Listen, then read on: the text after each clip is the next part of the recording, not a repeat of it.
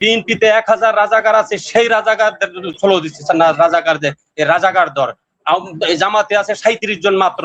জামাতের 37 জন যদি রাজাকার হয়, বিএনপির 1000 জন রাজাকার কোথায়? কোথায় 1000 রাজাকার?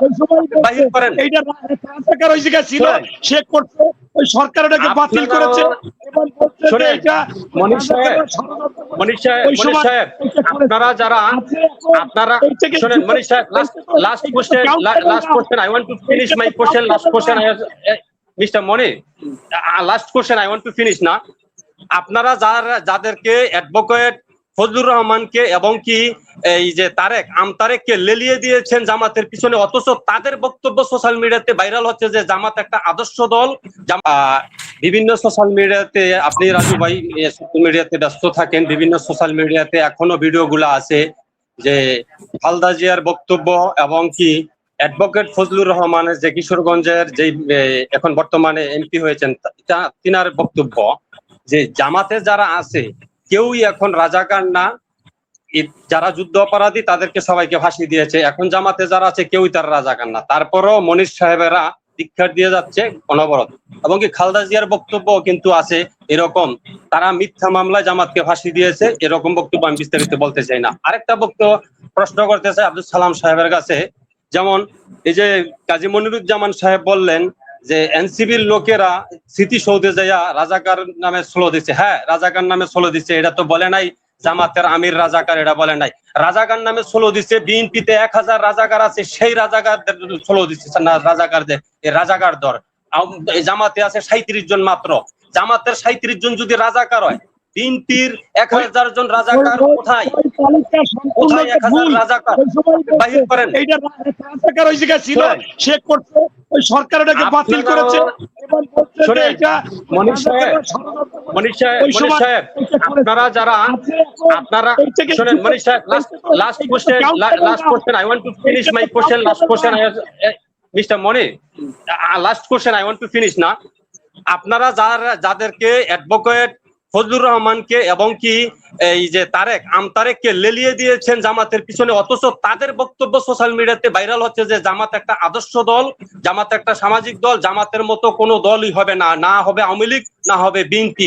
এই কিছুদিন আগেও তার বক্তব্য আছে, আমার হাতে আছে, দেখাবো।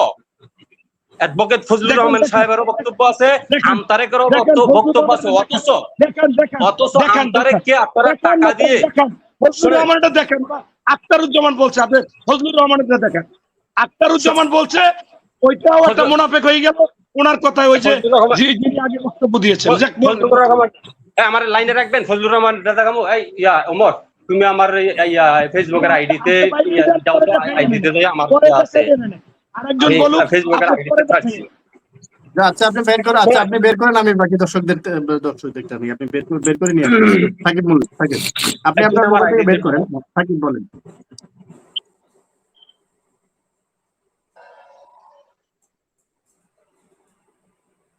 আনমিউট করেন ভাই, আনমিউট করেন, মিউট আছেন, আনমিউট করেন।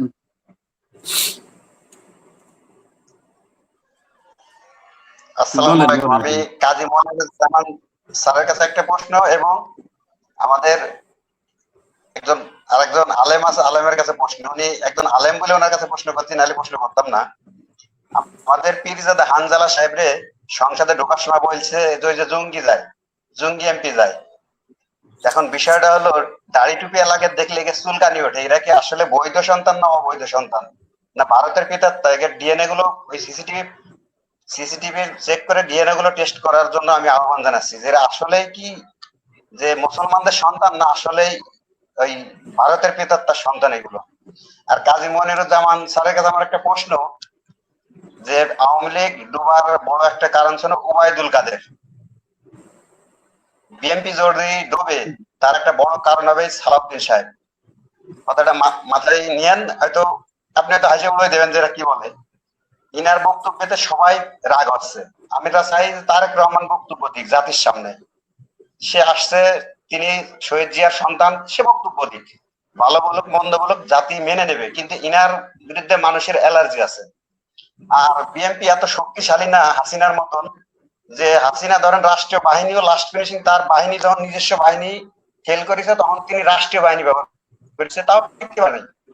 তাও টিকতে পারে না। এখন আপনারা কতটুকু শক্তিশালী হয়েছেন যে গণবিস্ফোরণ হইলে আপনারা কতদিন টিকতে পারবেন? আমি এটাই প্রশ্ন। আর আমরা চাই আপনারা টেকেন, আমরাও চাই যে বিএনপি 5 বছর দেশ চালাক সুন্দরভাবে, অন্তত জনগণের ম্যান্ডেটটা মাইনে দেশ চালাক।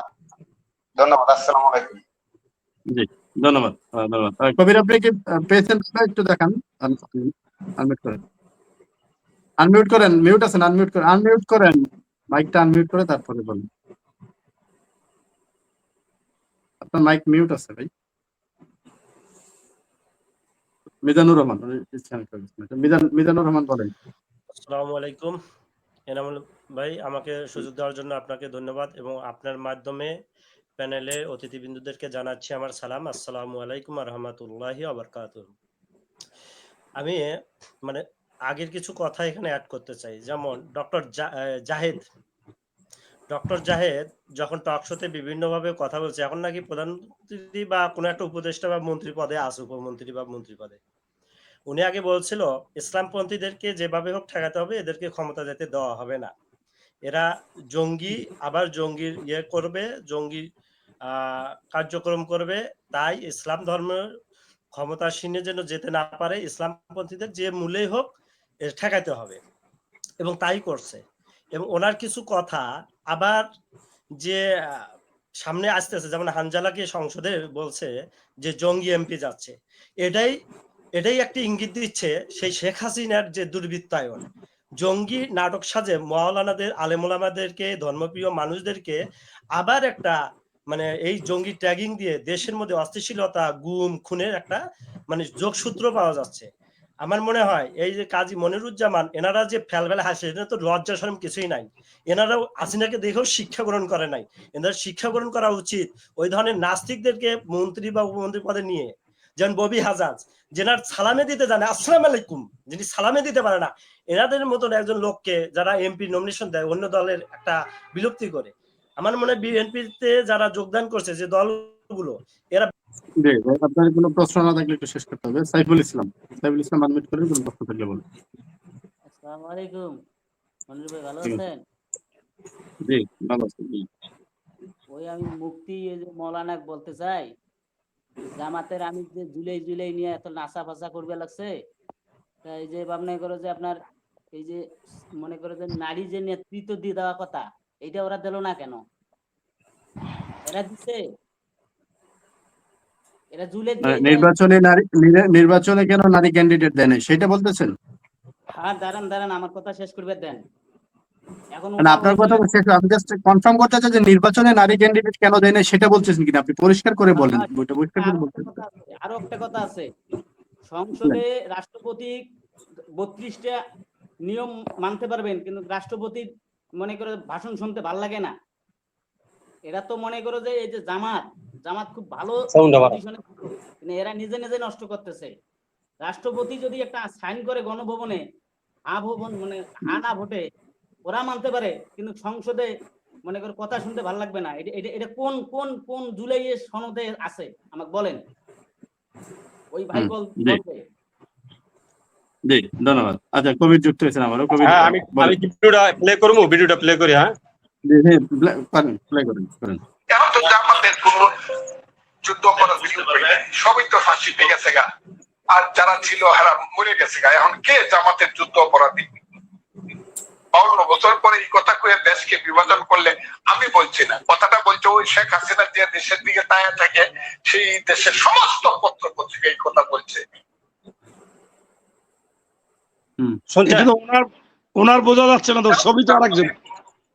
না, আপনার মোবাইলটা একটু উপরে ধরেন, তাহলে ফজলুর রহমান সাহেবকে দেখতে পারেন। আমি আবার ধরতে পারি।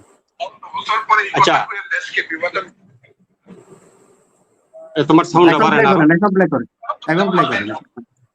যুদ্ধ অপরাধ সবই তো ফাঁসি পেয়ে গেছে গা, আর যারা ছিল হারা মরে গেছে গা। এখন কে জামাতের যুদ্ধ অপরাধী?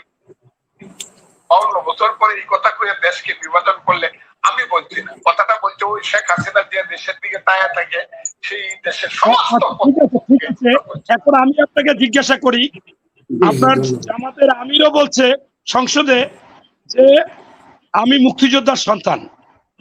এখন আমার কথা হচ্ছে যে ভারতে মির্জাপুরের কবরে আগে প্রস্রাব করা হতো, দুর্গন্ধ হওয়ার কারণে এখানে থুতু মারে। আমি গেছিলাম,